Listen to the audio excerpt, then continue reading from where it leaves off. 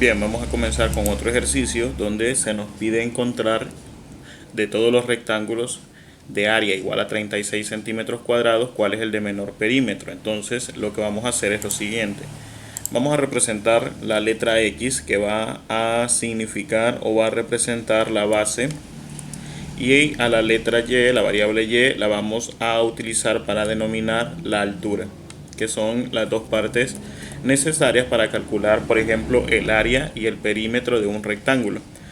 Ahora bien, si nosotros sabemos que para calcular el área de cualquier rectángulo nosotros tenemos que multiplicar la base por la altura, entonces vamos a tener representado de la siguiente forma: X por Y va a ser igual a 36, que es uno de los datos que se nos dan, el área. Ahora, el perímetro, que lo vamos a denominar con la letra P, perímetro, va a ser igual a 2 veces la base más 2 veces la altura. Entonces 2x más 2y. Ahora bien, en base a lo que ya tenemos aquí, nosotros podemos determinar, miren que la pregunta aquí es ¿cuál es el de menor perímetro? O sea, de todos esos rectángulos que van a tener 36 centímetros de área, pues va a haber uno que va a tener la menor medida para tener 36 de área. Entonces, ¿qué es lo que vamos a hacer? Basándonos en la primera ecuación que nosotros tenemos del área, vamos a despejar para cualquiera de las dos variables. Entonces, ahí va a depender de ustedes para qué variable quieren despejar. Yo acostumbro despejar para la variable y, entonces y va a ser igual a 36 entre x. Eso manteniendo un poco lo de la ecuación. Entonces, aquí tenemos la ecuación del perímetro, perdón. Entonces, ¿qué vamos a hacer? Vamos a sustituir, así como hicimos en el ejemplo anterior. Sustituimos y nos va a quedar igual a 2. En vez de colocar la y, vamos a colocar lo que acabamos de calcular despejando para y nos va a quedar de la siguiente forma: 36 entre 2. Entre 2. Ahí. Entonces, esto es la ecuación del perímetro que nosotros tenemos. Ahora, veamos. Nos va a quedar de la siguiente forma: 2x más. Aquí, si se fijan, aquí era 36x. Entonces aquí había colocado un 2. Entonces aquí nos va a quedar 2 por 36. Nosotros vamos a multiplicar entonces 2 por 36. 2 por 36. Y nos queda en 72x.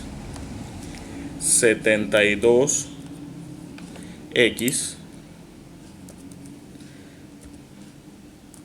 que está en el denominador. Eso es igual al perímetro. Ahora bien, yo lo puedo transformar. Esto lo puedo transformar de la siguiente forma, a manera de que nos queden las letras variables en el numerador. Entonces aquí nos va a quedar 2x más 72x a la menos 1. X a la menos 1. Ahora, cuando ya tenemos esto, nosotros podemos proceder a realizar el cálculo, por ejemplo, de la derivada. Entonces nosotros decimos aquí, vamos a decir que 2x, vamos a calcular p', la derivada de esto. Entonces la derivada de p', esto nos va a quedar entonces en 2. Como tenemos la derivada de x, esto es igual a 1, entonces nos queda en valor de 2. Y aquí nos va a quedar entonces en 72 por menos 1 multiplicado por la variable x disminuida en 1. Entonces, si nosotros hacemos esto, nos va a quedar en x elevado a la menos 1 menos 1, nos va a quedar entonces en x a la menos 2.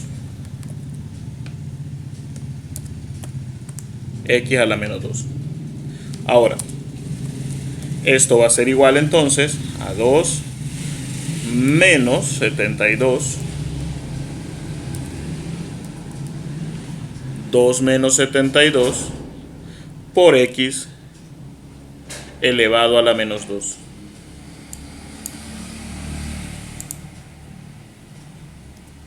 Por x elevado a la menos 2. Ahora bien, esto es nuestro valor de p, esta es nuestra derivada. Ahora nosotros decíamos que los puntos extremos, máximos y mínimos, es cuando ese valor se vuelve 0. Entonces nosotros aquí tenemos 2 menos 72x a la menos 2 y vamos a ver dónde ese valor se vuelve 0. Entonces, vamos a evaluar los puntos extremos. Vamos a decir entonces que 2 menos 72x al cuadrado va a ser igual a 0. Y vamos a despejar. Entonces nos va a quedar menos 72x a la menos 2 igual. Entonces el 2 que tenemos aquí lo voy a mandar a este lado del igual y nos va a quedar entonces en negativo 2. Y aquí me va a quedar x a la menos 2 que va a ser igual a 72, pero ahora lo voy a mandar a dividir, entonces me va a quedar menos 2 entre 72.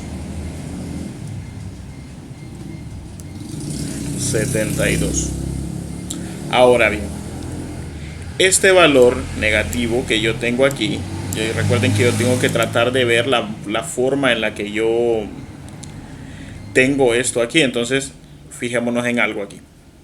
Si yo tengo x a la menos 2, yo puedo haber hecho algo parecido a esto.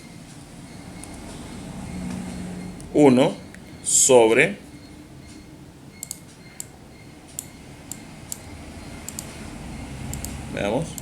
1 sobre x al cuadrado. Esto va a ser igual a menos 2 sobre 72, que aquí igual no le había colocado el negativo, pero es negativo. Entonces aquí me va a quedar, de un solo lo vamos a hacer, me va a quedar en 2 sobre 72. En 2 sobre 72. Entonces si ponemos 2 sobre, vamos a ver si lo puedo simplificar, sobre 72, me va a quedar 0.027. ok, es un periódico, entonces lo vamos a dar como fracción. Ahora, ¿qué voy a hacer yo? Aquí tengo x al cuadrado, pero está en el denominador, recuerden que estaba negativo. Entonces, si yo lo quiero mandar aquí al otro lado, aquí me va a quedar en la parte del numerador. Entonces aquí voy a tener entonces 1 igual a 2 sobre 72 por x a la 2. Observen lo que se hizo ahí. Ahora, ¿qué vamos a hacer? Como el objetivo es dejar sola la x, pues vamos a mandar esto de nuevo al otro lado del igual, pero ahora con su operación contraria. Este estaba dividiendo, va a pasar a multiplicar, y este estaba multiplicando y va a pasar a dividir. Entonces nos va a quedar de la siguiente forma. 72 multiplicado por 1 sigue siendo 72 sobre 2, que va a ser igual a x. Y x está al cuadrado.